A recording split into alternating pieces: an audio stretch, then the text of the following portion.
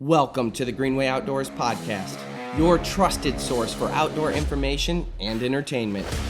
The Greenway Outdoors is also an internationally syndicated TV show and conservation advocate aimed at bringing millennials and Generation Z into the outdoors. Welcome to the Greenway Outdoors. The Greenway Outdoors Podcast is brought to you by Ram Trucks, built to serve. Motor Trend's Truck of the Year for the third year in a row. Bass Pro Shop and Cabela's. Your adventure starts here. And by Tracker Boats. Fish the best. Hello and welcome to episode 56 of the Greenway Outdoors Podcast. I am Kyle Green. I'm AJ. I'm Ryan. And welcome to our new studio here in Fenton, Michigan. We just... Thank you, AJ, on the soundboard. We just got done building out our very own studio. This is our first time where we've had our own podcast studio and we weren't collaborating with another organization. This made us be able to kind of personalize it, make it our own, and kind of hit more on brand with the lighting and the colors and how cool it is. Because, I mean, AJ Beadle's on our team. How cool is our podcast room going to have to be to kind of hold that talent? You know? It's like a real recording studio. Creative freedom is a true treasure. I will say this. You go through, like, in life, you have, like, fake it till you make it. You know, is like a common thing that people talk about, but it's kind of cool to have our own studio that we literally built with our own two hands. Yeah. Like, that's a good point. There is no one else helping us. Making something from nothing is also something to be proud of. Right. And we built it like it was a vision. We're like, what would be cool? And then Jeff ruined that. And unfortunately, Jeff is not here with us today. Because we're working out recording in our new studio. Yeah. We did a whole test run with him here yesterday because he wouldn't be able to be here today, and it wasn't perfect. So here we are again, trying to record again, working out the technical difficulties, getting a feel for the lighting, the colors, the sound, everything. It's you guys know more than I for that, but a lot goes into it. Yep. Production is key, and there's always going to be technical difficulties. If we can some type of bylaw. If we can figure out how to film an elk's taint walking down a mountain in focus, then we should be able to figure out this with our faces in this room, right? One would think. Yeah, you'd think so. But it's funny, too, in like a controlled setting, you have like a different set of standards, and then for whatever reason, it gets harder. But I think it's awesome. We've got this awesome, cool built platform in the middle. Everything looks good. Oh, yeah. I'm pumped about it. I'm pumped to be here. It's awesome. Yeah, and like when we leave and shut the lights off, it's ours. Yeah, like, this is our definitely. room. And it stays the way we left it. I'm excited to see how it expands too. Hopefully we'll get other podcasts going in here too. We started the Greenway Outdoors Hunting with Green LLC, the actual organization back, 2015, May of 2015. And back then it was just a couple people sitting around a coffee table with an idea, and we ended up building it into one of the largest shows in the outdoor industry. And with that, we've created an audience over time, and we wanted to have that bond with them, with our audience. Now, this is episode 56, so if you listen to the Greenway Outdoors Podcast, you can find it on Google Play, iTunes, Spotify, YouTube. But Carbon TV is another big one. They're our big partner for the podcast. A huge chunk of the majority of our views come through Carbon TV because people can actually watch our podcast visually. So if you're just listening to it, that visual aspect is available on Carbon TV and YouTube. But getting back to what I'm saying is, this was just an idea, something we all wanted to build together. Mm-hmm. And this, aside from the TV show, now that we're in stride with that, coming up with about 20 to 26 new episodes every year of that, we wanted to have that weekly podcast where we could still interact with our audience. And this gives us a chance to kind of dive a little bit deeper into topics that you can't really in the show. You know, fitting so much into 22 minutes is tough. True that. You know? And plus, it's fun. It is, but it's a good time. Isn't it? In a weird way, doesn't it kind of feel like a therapy session? Nice. Like I feel like with us traveling, we need it. Yeah. Yeah. I enjoy it. Yeah. Except no one's here to like explain to you how to fix your issues. No. Yeah. You just gotta figure it out yourself. Yeah. You still throw it. It's still the School of Hard Knocks therapy. I like it. Or just read the Bible. Yeah. Oh, that not a little plug for the man upstairs. I love it. Nice, Ryan. But with this, you'll be able to find our weekly podcast here, like I said, on all those platforms. And to dive right in, I wanted to talk about an experience while moving into this area. So, like I said, I just moved to Fenton. You guys have grown up in Fenton, Michigan your whole lives. Oh, geez. It's basically the weirdest thing, too, is it's like the center of the universe. We're in Hawaii, okay? We're in Hawaii going through TSA. And the woman saw that AJ had Fenton, Michigan on his license, and she's like, "Hey, I'm from there." I mean, I was in at not Boyne. I was at Crystal Mountain up north snowboarding this past year. These couple families were like, "Hey, will you take our picture for us?" And I was like, "Yeah, sure." So I'm taking their picture. They're like, "Where are you from?" And I said Fenton. It was the first time I could say it because we had just moved in here. Oh, nice. And they're like, "We're from Fenton."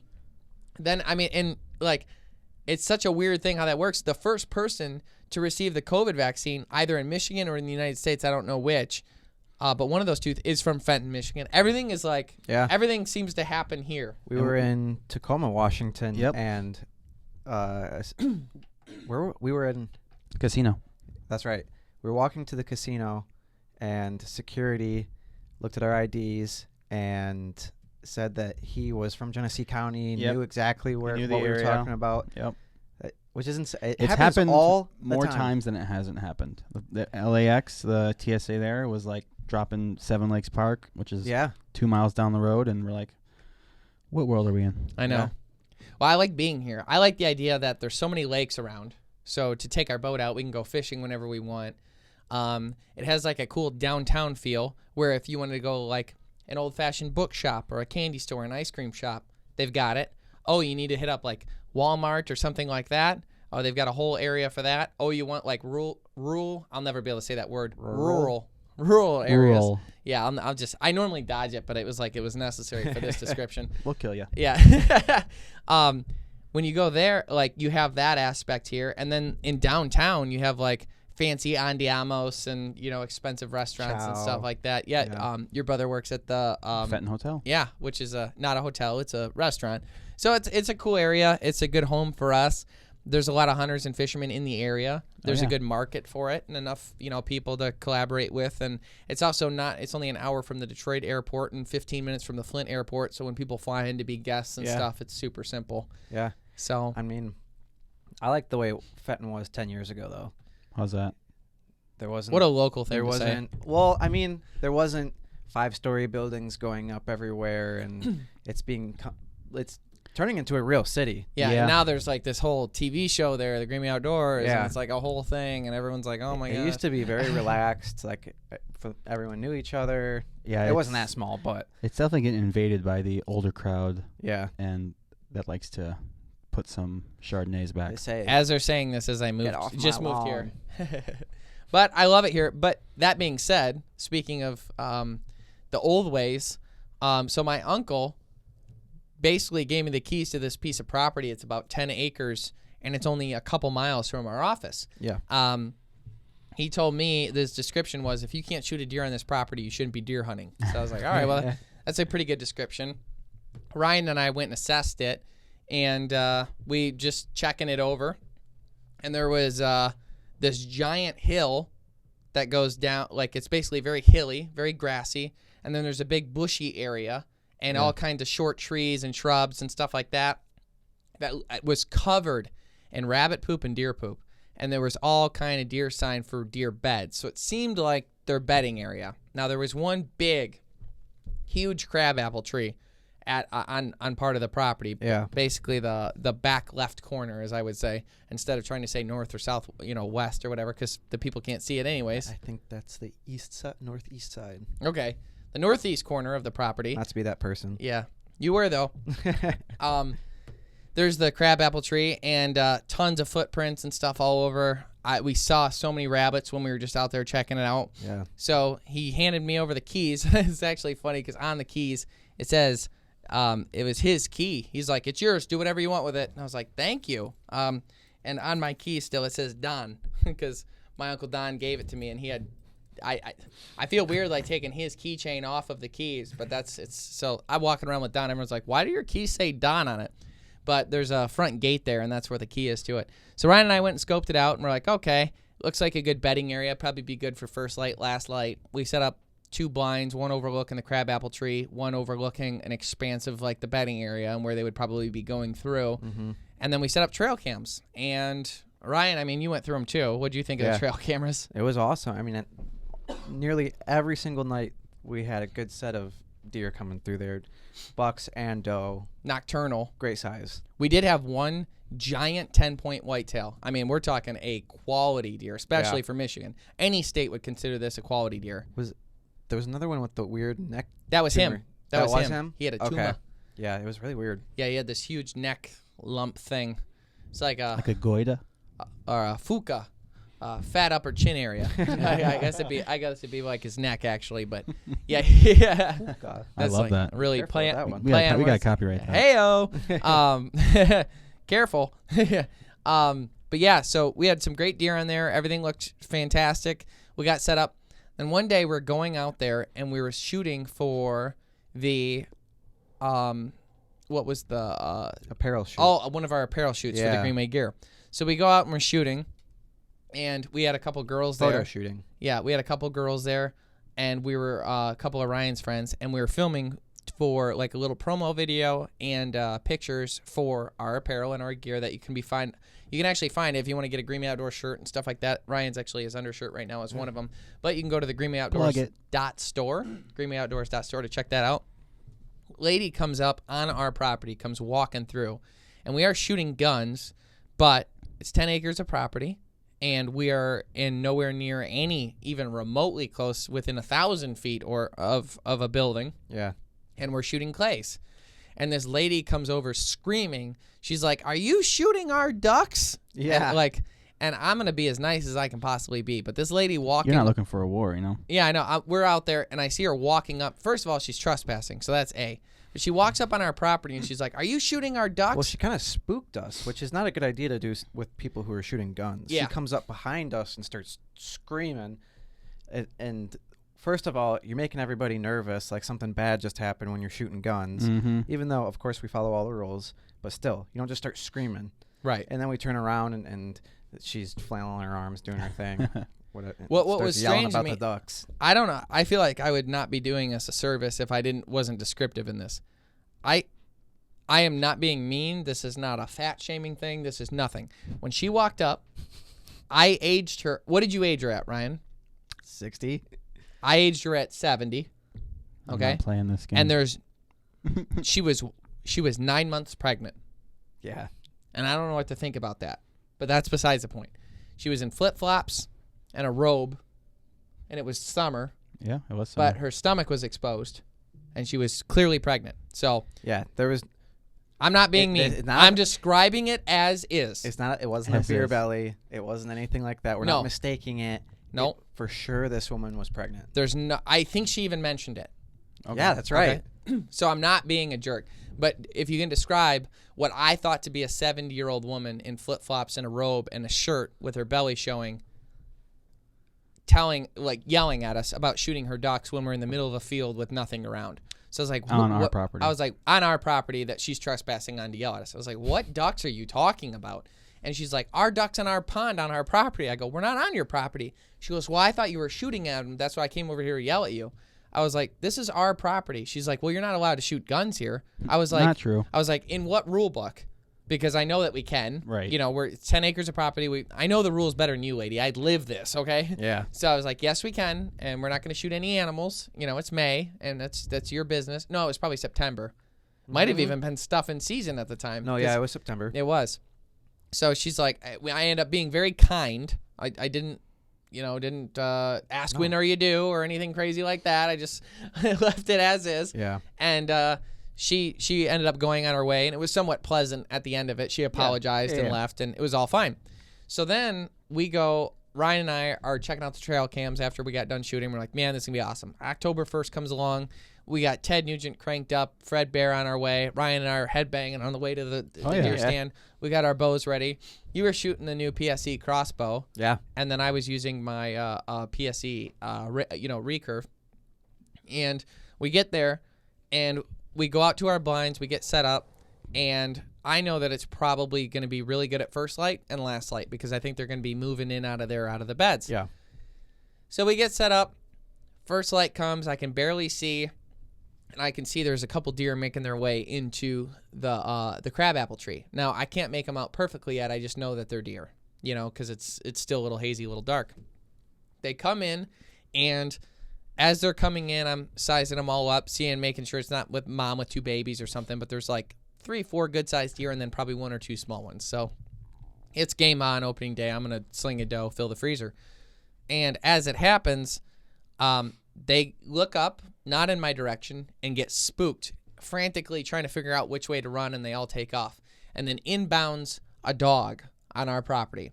Now, if that was the northeast part, if that was the northeast part of the property, he was coming from due west of me. Yep. Okay? So he's coming straight in west of me to spook them out and away from me. Then he stops and he turns and looks at me. And this is a big dog. It's a mix of something. I've got a picture of it. I don't actually know what it is. You're probably looking at the picture right now if you're actually watching our podcast. And I'm looking at this thing and I'm like, you have got to be kidding me. I text my dad because that's what you do. And I text Ryan. He's laughing.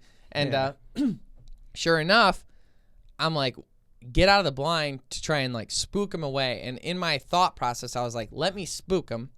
And then wherever he runs away to is probably where his home is. Right. So he spooks in I like yelling, but I also like don't want to be mean, but I'm like, get out of here. And he's like, we friends? Are we not? What are we doing here? Trying to figure you out. Yeah. And so I finally get him to run. I start hollering and stuff. And I picked up some stuff off the ground and threw it, not at him, but off to the side of him a ways. Yeah, go on. But enough to like, get shooing him away. We don't love you anymore. Nice. So we get him to bump away, and I see the property that he goes to, and in the direction he goes, there's only one choice. I was looking at on X. I'm like, it's got to be this address. Mm-hmm. So I'm like, all right, well, I might as well pack up. There goes the morning. You know, we spooked everything in town. So I pack up and I go, and I write a letter, and I tried to make it like sweet, like not mean. I was like, hey, I'm a dog lover. For your dog's safety, I just wanted to let you know I think your dog was on our property this morning. This is where we're going to be hunting. We are going to be hunting there this season. So I just don't want him to get hurt. Not that I'm threatening the dog or anything like that. I'm just like, I don't want him. It's not safe. Just don't want to risk it. Yep. If you had a dog and you knew people were hunting, would you want your dog running through all that? No. So I was just telling her, and I said, here's my phone number, everything. Give me a call if you got any questions, whatever. So I get a call that night, and I answer it, and I was like, hey, how you doing? And she was super kind, like the nicest person ever on the phone. And I immediately recognized the voice as the pregnant lady that we saw. I was just about to ask, at what point did that connection happen? Immediately, as soon, because I had my suspicions anyways, based on where she pointed when she said my pond over there, which is like, it was the baby crying. Down the road a mile. Yeah, it's like, yeah. So she does that. I'm like, all right, well, she's very nice. I'm describing it, and I'm like, this is what happened. Everything. She goes, I don't think that could be my dog. My dog's really small. And I was like, oh. Okay, well, if I send you a picture of it, do you think you can tell me maybe who owns it then in the area? She goes, go ahead and send it. I send it. This dog is 60 to 70 pounds. And she's like, oh, yeah, that is him. And I was like, well, I thought you said it was small. Yeah, in what world is that dog small? Yeah, I know. Like, in the world where you count horses as dogs, I guess. Yeah. I don't know. Like, do you have Great Danes besides this one? You know what I mean? Like, what is that? Or Mastiffs or whatever? Yeah. But, so she's like, yeah, I guess that is my dog. And she goes, wait, so what are you hunting? And I was like, deer? And she's like, oh, well, why? I was like, because we eat them. She's like, well, why do you have to hunt here? I'm like, well, this is where our property is. She goes, yeah, but those deer don't need to die. And I was like, well, I'm intrigued. Yeah. What deer need to die? Keep in mind, in my head in this entire conversation, I'm like, okay, I've got to remember that I actually need to possibly go on this woman's property. If I should shoot a deer and it runs off, there's like a 48% chance it's going to go to her property. Most likely. If it runs away. So based on all the variables of like where I'm hunting and everything like that, if it doesn't die quickly. So I want to befriend her so that I can go recover the deer should I need to. Right. So I've got this going on in the back of my mind the entire time. So we go out and I'm explaining this, this entire situation. I'm like, I'm deer hunting. And, we've got blinds. We're doing it legally. We've got, archery equipment. And I said, when she said, these deer don't need to die. I said, well, what do you mean? She said, why don't you go up north where those deer are all starving and shoot those ones?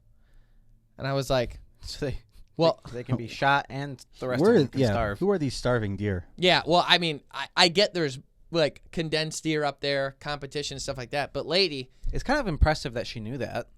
A little bit. Yeah. Yeah. It was like, it it led me to believe she's done some thinking on it, even if she arrived at the most ridiculous. Which you can respect. Yeah, that she at least put thought into something. Yeah. Squirrely as hell backwards, but as long as she had the thought, right? So, very backwards. Okay, so I said to her, well, I'm hunting here because this is where my property is. And she's like, yes, but these deer don't need to die. And these deer here that go back and forth between our properties are like my pets. I feed them every day. I was like, okay, baiting's illegal. Oh, that's right. And she's like, forgot about that. Yeah, she's like, oh, I'm not baiting. I'm just feeding them. And I was like, I dare you to have that conversation with the DNR. Yeah. They'll make it black and white for you really fast. Yes. And expensive. So now you've trespassed on my property to come yell at me one day for something that was legal. Now you had your dog trespassed on my property and ran off deer, which is also illegal. Those are two things there. Then the third one, now you've told me you're baiting deer. So you're just breaking every rule in the book, living by your own wild, wild west philosophy here. Yep. So we get into it, and I was like, well, this is where I'm going to hunt. This is what I'm going to do. And I was a little bit more forceful. I said, I want you to keep your dog off our property. And she said, what's it going to take for you to get to leave these deer alone? And I was like, what do you mean? Mm-hmm. I was like really confused by what she meant by that. She's like, what if I pay you? How much money would it take to get you to promise not to hunt there and sign a contract saying you won't hunt for the whole year? She's like, I'll buy you a whole cow, and then you'll have all the meat you need, and then you leave my deer alone. That's tempting. I told honestly. I would agree. I told Uncle Don. He goes, take the money and then just hunt anyways. Because like, in what world would that contract hold up in court? Yeah. So I was like, I don't want a contract. I don't want your cow. I'm going to hunt there. And she goes, it's just so wrong. These deer are like my babies, and you're going out there to shoot them. And I said, listen, I was like, it's completely legal. They're not actually your deer. They're not in the slightest. Listen, lady. You're 60 years old. You need to stop having babies and calling the deer your babies. I think she's 70. I'd stand by that. I don't know if things would work anymore. That's what was regardless of the age, you were, regardless of whether it's 60 or 70, we're both genuinely confused about how all that went down. Yeah. I was shocked. It was completely shocked. Strange situation. And this is not me being mean. This is me assessing a situation and like repeating it as it went down. So yeah. So now she's upset with me. She had to have had the bait. She was either almost due or due, like when all this was going down. Yeah. So I don't know. So she's emotional. I've never been pregnant, so I will not comment on that. And it ended with basically me saying, listen, I'm going to hunt there. I don't want any money, and I don't want your dog to get hurt, and I want no one to trespass on my property so that I can hunt and do everything legal the way that I'm doing it. And she said, mark my words, I will do every single thing I can in my power to make sure you do not ever harvest a deer on that property, and then hung up. So that was how it ended. Yeah. So I was like, good. I've always been like really great at making friends. I killed it. And that was the thing. And I was like, all right, well, we'll see what that means. You know, so every time I go out to I'll tell you what, it took some love of going out archery hunting out of let some wind out of the sails. When I was on the way there in the morning, I'm like, what am I going to encounter? I just want to go hunt. Part of hunting is like not having to deal with people. Right. Now I have to deal with people here. Like I wasn't looking forward to it the same. Yeah, because it's almost a given that if you do, like you said, if you shoot a deer, it's likely going to go to her property based on how the property is set up. Right. So. And she would just, out of spite, not let you have it. Which would be awful, because then you're just letting it go to waste. Correct. You'd have what she probably would prefer. She probably would prefer to go to waste than have him have it. I wouldn't be surprised. That's my theory. No factuals. Yeah. I wonder if you could fight that. If that happened and someone wasn't letting you onto property, and I think you have to call the DNR, and then they try and intervene, and they can use some leverage. But I think it's still up to the landowner, because you shooting the deer, and it goes on your property. It's like the person who owns the property owns the deer. Like the deer dying, it's like the resource flips into something new, where it's like now they own it because it's on their property. Because you can deny people. Yeah. Like to come on. No, you can't come on my property to go get a deer. Nope. Right. Nope. And then they could go pick it up. And it would be, as long as they tag it, which I'm sure she has no tags. Yeah. But, you know what I mean? I wonder. Could I get. I wonder if there would be like after saying what she said, if it would be like some form of hunter harassment plus the dog. All of this is hunter harassment. All of it's Right. illegal. So hunter harassment is a thing. Oh yeah, big laws. Really? Like I could have called the DNR on her, and she would have gotten in trouble for trespassing herself. She would have gotten in trouble for hunter harassment. She would have gotten in trouble for threatening me. She would have gotten in trouble for the dog trespassing. Did I say that one yet? I don't think so. And bribery. Yeah, I don't. Yeah. Would that be selling a resource? No, because she I'm offered to not sell me a technically. cow. Yeah, paying me not to hunt. And she's selling you an agreement. Yeah, I bet they wouldn't love it. I don't No. think it'd be breaking the law, but I bet they wouldn't love it. You know what I mean? I bet they'd have something to say about it. Right. What amount of money would you do it for? To hunt just that not hunt that piece of property? Jeez, the number's low. We have a lot of options. It's convenient to right there. I would have said like $5,000. Really? It reminds me of 16 Candles, where it's like, do you have $5,000? I don't have $5,000. That movie is like 100 years older than you, Ryan. Yeah. I barely know I was it. born yesterday. Yeah. I don't know. What's your number? You hunt there. She did say a year. That year? Like per year. Per yeah. year. Yeah, because a cow is only going to feed me for a year. Oh. I'd probably be happy with $2,000 and $2,000 and a cow. $2,000 and a cow. I'd be happy with that too. I think that's my number as well. $2,000 and a cow just to not deer hunt there. That's a really good deal. Actually. We have a lot of other options. Yeah. So you have to know that too. Like going in, if it was like don't deer hunt for a year, that's not enough. No, But don't deer hunt right there. That's plenty. I'll go to public land for a year. No big deal. Yeah. It treads Get the harassed line. there. It treads the line of principle, because That's the how issue. far would some of these other anti-hunting groups go to make sure nobody hunts? You know, like everybody gets $5,000 not to hunt. Right. know? Right. Strictly because don't destroy our babies. I like that get she was outta so here. sure the They deer grow were up. hers. So I ended up agreeing to disagree, but telling her like keep it off, and she said I'll do anything I can to ruin you. So I went out there the remainder of the year, because now obviously the season's concluded. Never saw the dog again. Never saw her again. Never saw a deer again. So we had some. So she was doing something right. We had some on trail cams at night, but all day movement was gone. But you could attribute that to a lot of things. Yeah. And then we had a bunch of coyotes pop up on the trail cams, which is kind of cool, but not cool. It's cool just because it's like, wow, there they are. Yeah. But it's not cool because it's not great for deer hunting. So I actually, in order to try and mend this relationship that was bad, I texted her a picture from the trail cams and said, hey, you know, these coyotes are running on the property. I'd want you to be aware of it. And, you know, be careful, watch your dogs and everything like that. She did say thank you. And she asked how many I had seen. She had seen them by her pond, and we did a little back and forth. And while I think we're still never going to agree on the main thing of me deer hunting, I felt like I took some of the, you know, like when you're in the shower after a fight, and you think of all the great things you should have said. I could have said this. I could have said that, and then I would have hit him, and then I would have. Yeah. I mean, really, she should be thankful that she encountered you as opposed to your uncle or another avid. Like anyone almost. Yeah. Yeah. I tend to be pretty lenient on things. Yeah. And I was. There's definitely some people out there that would not have let that dog slide so easily. Right. There are people that people spend all this money on property and taking care of it, and they put all their work in so they can deer hunt. And then, especially, it's known like in the UP and up north and stuff, people will run their dogs, the locals will, to push deer off property so hunters won't be successful. So then the hunters have to go home after a week of hunting, and then they can kill them for the rest of the year, and they don't have to worry about the people coming up to do it. So dogs and hunting is its own kind of I could never bring myself to like hate a dog that much, but I know people that do.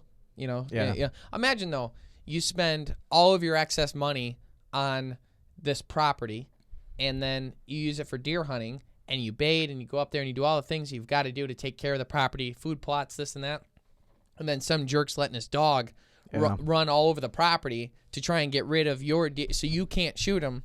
I mean, that it's not the dog's fault. That was happening on our farm down in Jackson, Michigan, which is like deer Mecca. Yeah. Is it? Yeah. It's like there's an amazing deer down there, and there is. It's like on our farm. Jackson in Michigan is like known as the place. Yeah. So it's a rural area. Nice. Going with the hard words. Amongst the community, the set group of neighbors, there was a dog that was just being let out. It wasn't they weren't trying to have the deer pushed or anything like that. They just didn't care. They just didn't care. It was just running around. And based on what people were saying, this dog was coming pretty close to getting it, biting it. Dang. Yeah. There are people out there that will do it. 100%. Especially there. I mean, well, with the reasoning that I just gave you, you could even understand it. Like if they're destroying all of your investment. I mean, they're literally destroying the value that you personally have in your property and the reason why you put all that money into it. Oh, yeah. And it's unfair. So after that, we texted back and forth a little bit, her and I. We ended as like not buddies by any stretch, but she knew that I reached out to her about her dogs to protect them and this and that. I don't know that she affected the deer. I don't know if maybe that spot's only good for early season. I don't know if the coyotes had something to do with it. I don't know if she was putting out so much bait that the deer were so fat and bloated that they couldn't even move, that they were just laying by her trees. You know, I don't know. They're probably laying on her couch. But this year will be interesting to see how it goes. And I'll be going out there again, that's for sure. And, you know, it's just to see what's going on. And it's so nice because, I mean, it is 2 miles from here. Oh, it's a great piece of property. It really is. Now a word from our sponsors.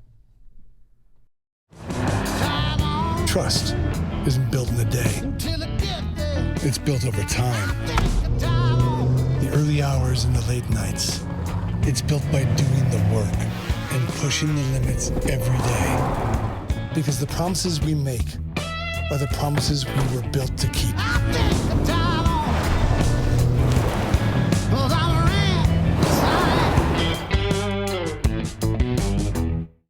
If you'd like to help support the Greenway Outdoors, please like and comment on this podcast and subscribe to all of our channels.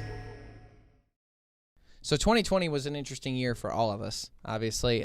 Things were not great, and in the state of Michigan, things were actually even rougher for mid-Michigan. June 3rd, 2020, there was a massive flooding that took place. They call it like a once-in-a-century storm. Yeah. Oh, yeah. So it's just a lot of rain. It wasn't like there was like tornadoes or something. It was just tons and tons of rain. And what happened was there is the Tittabawassee River chain, okay, historically was just a river. And in the 1920s, they dammed up that river in order to make 4 lakes.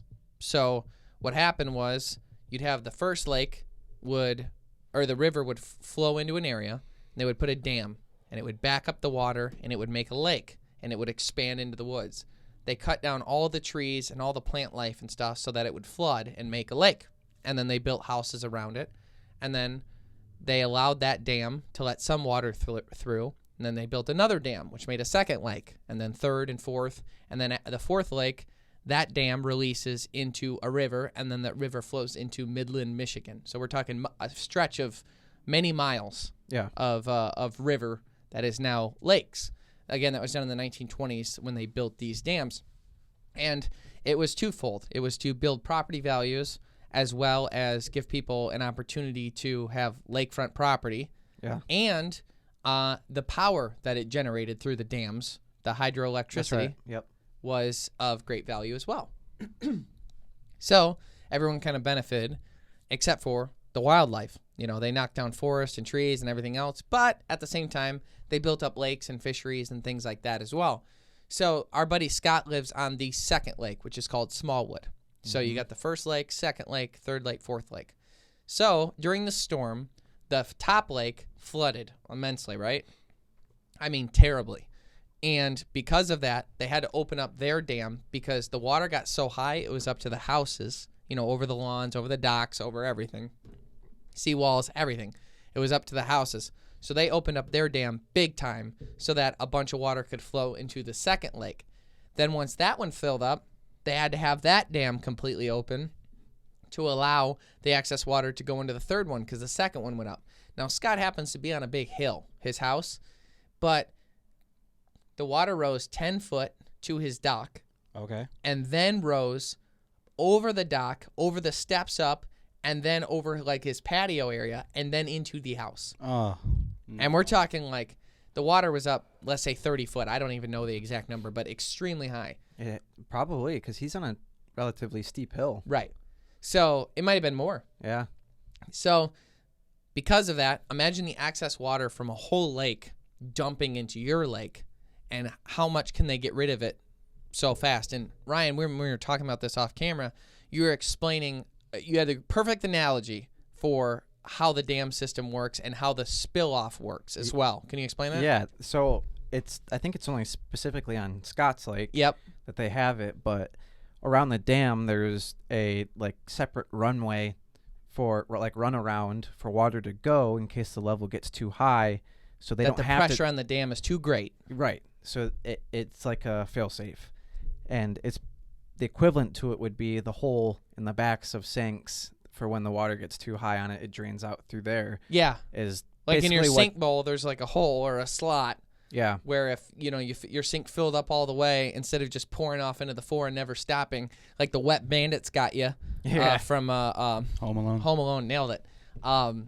That's to prevent that from happening. So that spillway in Scotts Lake is supposed to do the same thing, but Scotts Lake got completely full from the first lake, and then his runoff, the water could only spill off and only go through his dam at such a rate that, of course, the water level still went up really, really high on his lake. Now, a lot of the houses on Scotts Lake were completely underwater.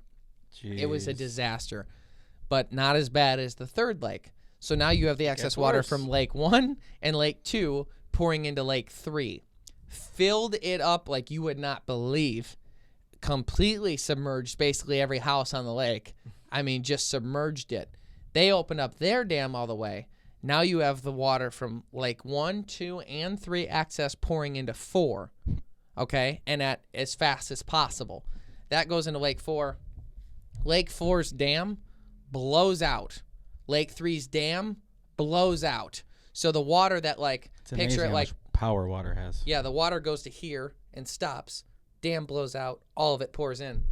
So what happens is all the water from Lake 3 and 4, and then the access from Lake 1 and 2, are now flowing down a small river into downtown Midland. Barreling down. Flooded the entire city, destroyed everything. I mean, it was just horrendous. The flooding was insane. Somehow in all this disaster, no one lost their life. I mean, Which is amazing because of how many thousands of people were affected by this. I think one thing that probably helped is a lot of people have these homes up north as like their vacation home. Yeah. So they don't live there full time. So, like, that was probably a big contributing helper. But can you imagine having that disaster just wipe out your home and the values and everything like that? So now as it sits, Scotts Lake, the second one, and the first one, they had to lower the levels of those lakes to almost, like, bare minimum, like down to puddles, in order to work on the dam. Yeah. Jeez. Yeah, in order to, like, build it back up. But Lakes 3 and 4 are gone. They're just gone. It's just a river now. Rivers. Still. Where it used to be. Oh, yeah. And there's no sign. They would have to put new dams in. And now think about it. Let's say you own a house there, right? Mm-hmm. So you own a house. You no longer have waterfront property. You have mudfront property. Jeez. Which, can you imagine the metal detecting out there, though? What you'd find? Oh, I know. When it happened, people were going out there. And friends of ours also, I think they lived on the lake below Scott. 3? Yeah. And they went out there and were walking around and taking pictures of people finding like wheels and just stuff from when they built the lakes. Everything. Bodies. Yeah, bodies. Yeah, the metal detecting would be awesome. But imagine being on Lake 3 or 4. Your lake's gone. You have mudfront property. There's abandoned boats and all kinds of just debris and stuff stacked all over your backyard. And now the plants are growing. Because they're getting direct sun. Yeah. Oh, yeah. Direct sun and a very, very nutrient-dense soil. Oh, yeah. Because it was lake bottom. Yeah. So this nutrient-dense soil just irking to be planted. And cottonwood trees have sprung up like you would not believe.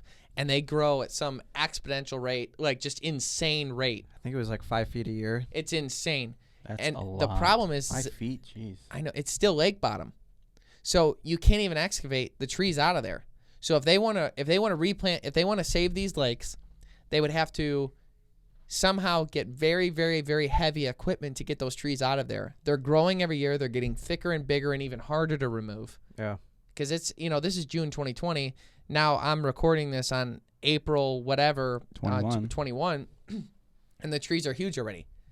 So how are they going to get all that out of there even to make the lake? Then the dam was owned by a private guy, like a private company, and he apparently doesn't have the funding to fix them. It's his fault that it happened to a big degree because he wasn't maintaining them properly. Oh, yeah. Man. So then there was no money in it. No one cares about hydroelectricity anymore. We have more efficient ways. So then all the residents there want to kill him. Wow. Because they're he should have seen this company. He should have opened the dam sooner. He should have been doing maintenance on the dams. Then they wouldn't have blown. All these different narratives. And then like the water is technically owned by the state, because they own the lakes and they own like the fisheries and stuff like that in the lakes. So that's the state thing. So the state's involved. And then Trump did, when he was president, sent a bunch of money there to try and help with the situation. But as it sits now, no one knows what's going to happen. The residents there may not be enough money to bring it back. So I'm reading here that if they do start to fix it, you'll probably see it around 2026. And that would be incredible. The water? You'll fixing the dams. Oh, okay. So there's a recovery period, and then there's a period for rebuilding. And so the recovery period is between 2020 and 2022, and then the restoration will probably be around 2024 and 2026. And I just read somewhere that can you imagine? Property owners will be assessed an annual capital improvement cost assessment for repair of the dams based on 40-year financing. The annual assessment is estimated at $2,357 base case. It's worth noting that Gladwin either was or is the most impoverished county in lower Michigan. Oh, really? Mm-hmm. Yeah. So the poorest area got hit with the most expensive thing. Yeah, it's worth noting that. So now it sounds like. And so I don't even know that they'll hate that if it's actually going to get rebuilt. Here's the problem, though. Imagine you bought a house on that third lake, and that was your like retirement house. Now you're 60, 65, you're retired. You're going to move into that house. You got all your money into it. Now that house that was, let's say, worth $200,000 is worth $70,000. Because of the work that has to go into it and the fact that it's no longer a waterfront property, it's a mud front. They don't know what's going to happen with the lakes, everything like that. And even if they do fix it, like let's say on your timeline, 2026, you start to see it, it'd be another 5 to 10 years for it to be a good, active, recovered fishery. Yeah. Easy. Wow. And that's the dams alone.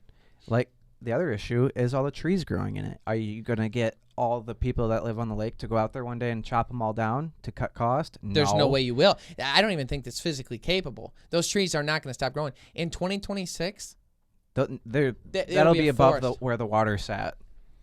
Oh, it's already pushing it. Yeah. In some spot. I mean, depending on where you are in the thing. It'll be insane. So everyone's going to be tubing, getting enemas. I feel really bad for those people. And we went there to film and hunt cast there, and the idea was for Scotts Lake, the second one, was to assess how the fishery held up from losing so much water and the water being down, and we recorded it in October. Now, that was to basically just assess the fishery, and there's so many more frogs on the property now on the lake because the house is no longer border the water because it's so low, right? So these trees and stuff border the water. So the frogs have a more natural environment. So frog populations have skyrocketed. So I was like, let's use top water, and we'll use frogs to see what the bass situation is, to figure out what the predator situation is, to see how the lake is recovering. Mm-hmm. We did pretty well on smallmouth bass. Definitely. It was extremely cool seeing them hit the topwater frogs that we were pulling. But unfortunately, we can't show anybody. We might not be able to show anybody. I don't want to get carried away with the too bad. That's my bad. Go ahead, Ryan. Tell them what happened. Yeah. So we were at Bass Pro Shop, and we were doing a hard drive handoff where Kyle was giving me the footage from this trip that we went on, and while pulling it out of the passenger seat of his truck, turning to hand it to me, mind you, he's holding it by the cords that detach. He turns to hand it to me. That doesn't sound like me. And this thing just right off into the parking lot, smashes on the ground. And to be fair, it did not look like it was going to be damaged, though. Like, when we picked it up, it was barely dented. The outside didn't look damaged at all, but it's made sturdy. But I don't think they're meant to be thrown like footballs, unfortunately. Yeah. I thought it was like, I was trying to be like the guitarist that like kicked the speaker over and stuff. Oh, man. Yeah. It didn't work out. So now we've had to send the hard drive away to have it assessed what's wrong with it, because when we plug it into a computer, it doesn't read anything. Yeah. So that's my bad. It had a lot of good stuff on it. So, yeah. Yeah. Hopefully, you'll get to see that Huntcast. The other thing that I didn't mention was we also have about 2 weeks into editing an hour-long documentary that we built for this whole thing that we just talked about. Interviewing people and fishing and assessing everything, and that's my bad. That's my bad. I think what hurts the most is being so close. Yeah, the time spent on it. This project was nearly done. I was gonna start singing, but yeah, what hurts the most?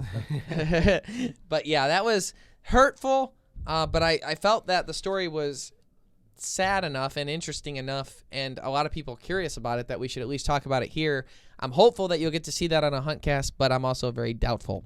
So that's my bad, and I'm sorry. And what sucks the most too is I was like, all right, now that I'm handing this off to Ryan, I'm gonna delete it all off my computer because I don't want to take it up space because it's on that hard drive and I'm good. So I literally had it. I like rushed back. I'm like, did I empty my trash? Of course I emptied my trash. Yeah. So glad we got that new soundboard for AJ to play with. Make me feel good about. Yeah. Luckily, some of the things that we didn't lose. Some of the episodes airing right now on Sportsman Channel. As you may or may not know, I've mentioned we do actually have a full TV show that we work really hard on having the highest production value in the outdoor industry, and it airs right now on Sportsman Channel. And you can check it out on Saturdays at 9:30 p.m. Eastern Standard Time. You can check it out on Mondays at 8:30 a.m. Eastern Standard Time. Mm-hmm. And then you can actually find it on Wednesdays at 1 p.m. Eastern Standard Time. And some of the episodes, we just released our Chucker episode from Eastern Washington. We did an ice fishing episode recently where we're catching big pike. Mm-hmm. And then my favorite episode, the elk episode, which has its own backstory and stuff too. I really happy with that episode. Excited the way it turned out. It's the only time we've ever charged our very expensive cameras off of car batteries. Yeah, that was a first. That was a first. Yeah.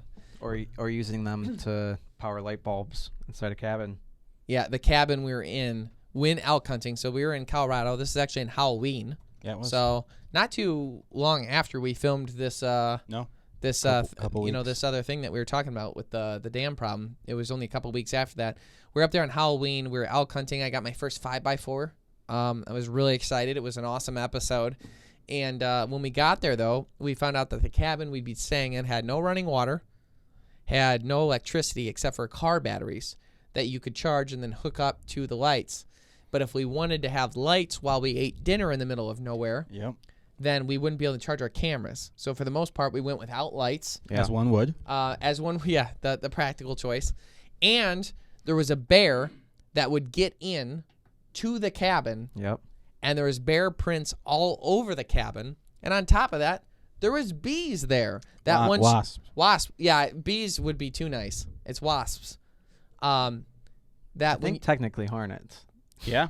Go worse. Okay, split hair. Yeah, what's the worst thing you can think of? It was that. They were like this big. So we would go out and turn on the heaters at night, which were Mr. Buddy heaters. That's all it was. Yeah. We were literally in the middle of nowhere. And I'm going to play a video here for you in a second so you can actually see. This is like a little behind-the-scenes little vlog of our experience there. But we were there, and we just when you turn on the heat at night and it would warm up, hornets would come out of the walls and then sting you. So that's fun. Yeah. There's our first bee. Get it, Ryan. Hold on. Get out of the way, Ryan. Oh, hey! Why? Oh, too late. I didn't get him? I thought I got him. I thought he flew off right. He's right there. He's dead. I got him, dude. well, okay. To be clear, I kind of got him, right? This cabin in the middle of literally nowhere, and we could barely drive to get here. It's got Cheez-Its. There's Jeffrey. There's not very many chairs. AJ's in that bed. problem is they said that the people that stayed here before always got stung by wasps and hornets. So what we decided we would do is buy new sleeping bags because we felt that if we were in sleeping bags, we were less likely to get stung. The funny thing about it is, I thought, what if the wasp got in the sleeping bags because the people that were sleeping got stung? Then you're trapped in there literally with them. That sounds like the perfect hell. Purgatory. Yeah. So this is our cabin. Miles from anyone else. You'll hear from us. This is where we die. Death by bees. Death by bees. You know what's even better than that? I gotta show you this. Apparently, bears try and get in here all the time, and they often do and tear up the place. Well, recently, a bear tried to get through the window, and those are literally bear prints. Just on the window, like. They're on the front door, too. They are. That's him using his thumb to get in. He got in, and then drank out of the toilet like a dog, and then left. And the only reason why he left without a meat snack was because this sexy little Slim Jim and that thing wasn't there. Otherwise, he'd have ate him. Sexy little Slim Jim. So, Daddy's sleeping over here The Cropsy Maniac. with a 300 Weatherby next to the bed. Because we don't play that. Furthest away from the door, just in case. Well, I got to line up my shot. That way he just takes 8. Everyone knows the bear wants to eat AJ He'll only first. get his footsies. Yeah, and then we'll get him. But this is where we are, and We're going to get no sleep. none. And, it's terrifying. But hopefully we'll get some milk tomorrow. One of us is going to wake up every hour going, oh, never mind. Sorry, everyone. That, or we'll get like a desk pop every few hours from Kyle. Oh, me shooting off a few rounds. Yeah. Keeping them honest.